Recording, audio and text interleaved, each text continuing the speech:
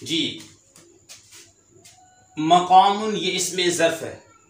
मकामुन माना होगा खड़े होने की जगह, वक्त पर दलालत करे या फिर जगह पर दलालत करे।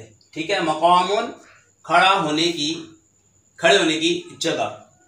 मकामुन की असल थी मकवमुन। जी हाँ, मकामुन की असल थी मकवमुन। तो यहाँ पे मोतल के कानून नंबर 8 के मुताबिक वाव की हरकत को माकबल दे दे। ये वाव की जो हरकत है ये माकबल को दे दी। ठीक है, और देकर वाव को अलिफ से तब्दील किया तो मकामुन बन गया। दोबारा सुन लें, मकामुन की असल मकवमुन थी। अब वाव की हरकत माकबल को दे, यहाँ पे हमने माकबल को दे दी।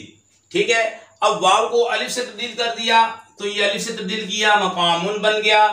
कानून भी बता दिया। अब मकामुन सीगा वाहिद, इसमें ज़र्फ, सुलासी मुजर्रद, अजवफ़े वावी, असबाब, नून यानी नसरा यंसुरु।